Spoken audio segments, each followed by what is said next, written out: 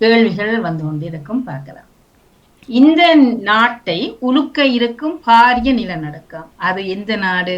America, Canada, Brazil சொல்லப்பட்டிருக்கு. இப்போது நிலநடுக்கம் ஒன்று, பாரிய நிலநடுக்கம். ஓ திரும்ப அது எந்த நாடு? ஓகே ஓகே பார்ப்போம். America, Canada, Brazil. சரியான பதிலை எத்தனை பேர் தந்திருக்கிறீர்கள் என்று பார்க்கலாம். திரும்ப போட சொல்லுங்க ஒரே எனக்கு. ஒருவர் தந்திருக்கிறீர்கள், அது கனடா. இவ ஒரு ஆள் பயந்து விட போற கனடாக்கு அது ஒரு எச்சரிக்கை விடப்பட்டிருக்கிறது. கொஞ்ச நாள் செல்லும் நினைக்கிறேன். திரும்ப போட சொல்ல போகிறோங்க வரேன் நான். சரி. இங்கால போயிட்டு அங்கால வர திரும்ப போட சொல்லுறது. Okay thank you. சரி, இரண்டாவது கேள்விக்குள் நுழைய இருக்கிறோம்.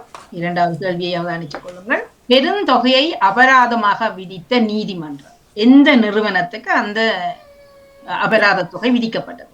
டெஸ்லா, செலண்டோ அல்லது ரோலெக்ஸ்? எல்லாம் இந்த ஆன்லைன் நிறுவனங்கள் தான்.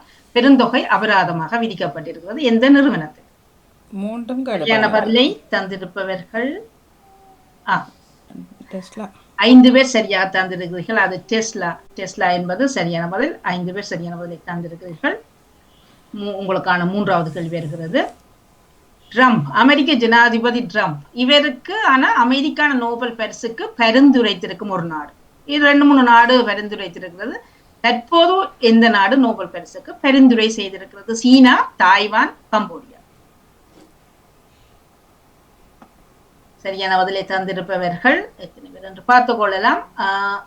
கம்போடியா என்பது சரியான பதில். 5 பேர் சரியான பதிலை தந்திருக்கிறீர்கள். கம்போடிய நாடு தற்போது பரிந்துரை செய்யும் என்று சொல்லியிருக்கிறது. நான்காவது கேள்வி, இது எத்தனையாவது நாடு? பரிந்துரை செய்திருக்கிற முதலாவது நாடா, இரண்டாவதா, மூன்றாவதா? இதே ஜனாதிபதிக்கான பரிந்துரை. நான்காவது நாடு, மூன்றாவது நாடு அல்லது இரண்டாவது நாடாக கம்போடியா இருக்கிறது. நாடுகள் நிறைவாக இருக்கிறது. இது மூன்றாவது நாடாக கம்போடியா பரிந்துரை செய்திருக்கிறது. 3 சரியான பதிலை தந்திருக்கிறார்கள். ஐந்தாவது கேள்வி, ஒரே வாரத்தில் பல நிலநடுக்கங்கள் ஏற்பட்டிருப்பது இது எங்கு? ஒரு வாரத்தில், ஒரே வாரத்திலேயே பல முறை நிலநடுக்கம். பிரான்ஸ், டென்மார்க், பிரித்தானியா? பிரான்ஸ், டென்மார்க், பிரித்தானியா?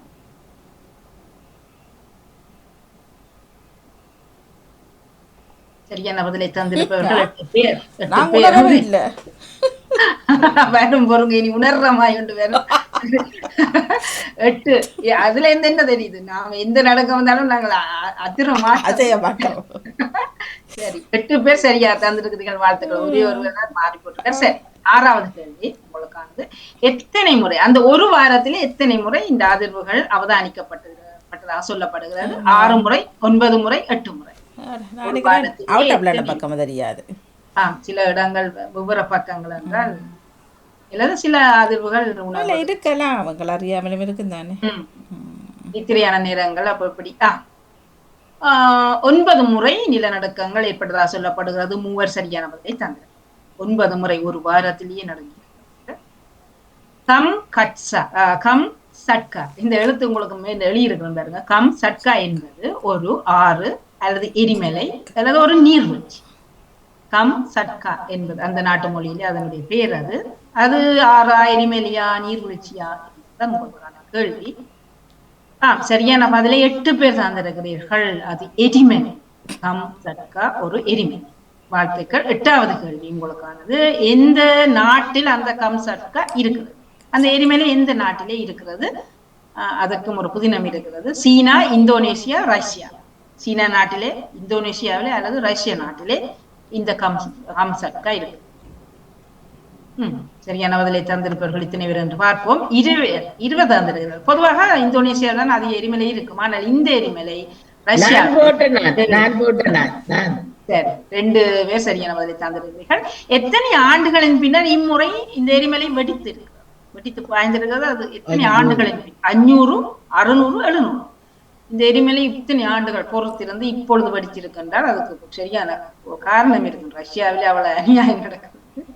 சரியான பதிலை தந்திருப்பவர்கள் எத்தனை ஆண்டுகளின் முன் வெடித்தது என்றால் 600 ஆண்டுகளின் பின்னர் இம்முறை வெடித்திருக்கிறதாம். 3 சரியான பதிலை தந்திருக்கிறார்கள். சரி, அப்போ இந்த முறை நீங்கள் தான் உலகின் செல்வந்தர்கள் பட்டியலை வெளியிட்டு இருக்கும் பத்திரிகை. இந்த பத்திரிகையின் பேர் ஞாபகத்தில் இருந்தார் பார்ப்போம். டெய்லி மிரர், அமெரிக்கன் எக்ஸ்பிரஸ் அல்லது போக்ஸ்?